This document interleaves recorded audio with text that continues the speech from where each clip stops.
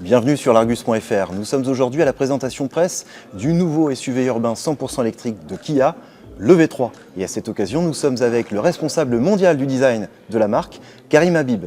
Bonjour Karim Habib. Bonjour. Alors est-ce que vous pouvez nous exposer dans un premier temps l'ADN du design de Kia? Le design de Kia, si vous voulez, il y a quelque chose quand même de très important pour nous, c'est qu'on a relancé la marque en 2021. On a aussi, si vous voulez, relancé la technologie. Comme vous voyez, des véhicules 100% électriques. On a lancé avec le EV6, le EV9 et maintenant le EV3.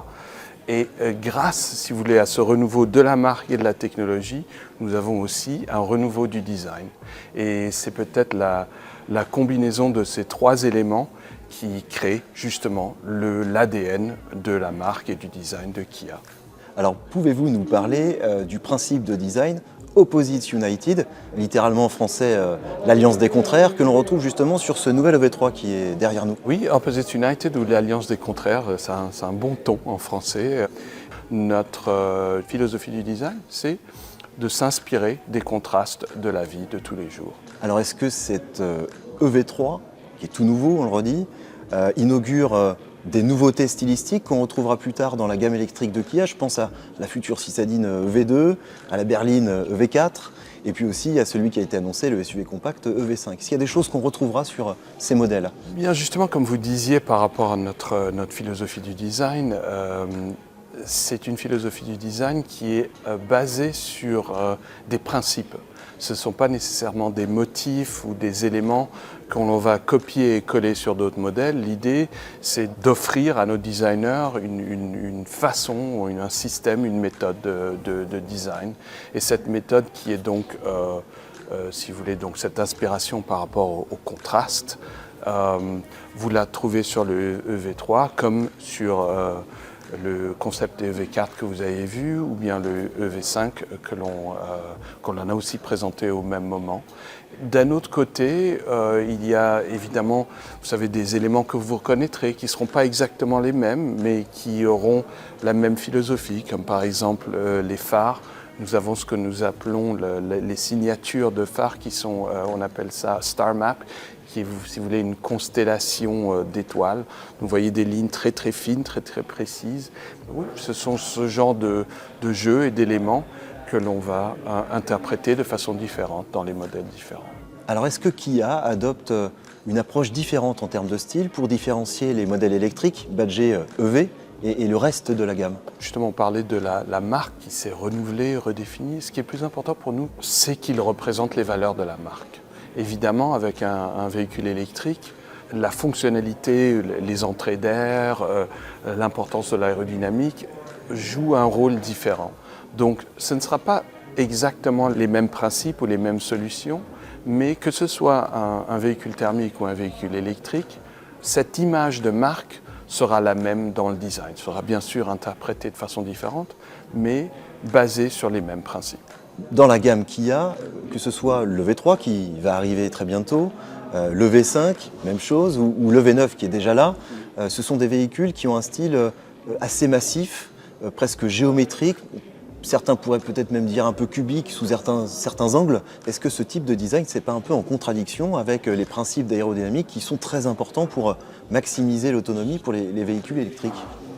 Non, vous avez raison, l'aérodynamique est extrêmement importante pour l'autonomie d'un véhicule électrique. Maintenant, je ne sais pas si je décrirais ça comme massif, mais disons géométrique, certainement, peut-être un peu plus, vous avez dit cubique un peu plus tôt.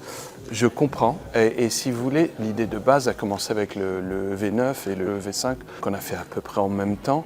C'est cette inspiration des véhicules utilitaires dans les années 60 et 70 qui sont très fonctionnels, donc avec des proportions très carrées, très géométriques, parce que l'idée c'est l'espace. Et ça, comme on est en train de faire des véhicules où on essaye de tirer le maximum de cette architecture électrique, donc avec un empattement long qui donne vraiment le maximum d'habitabilité.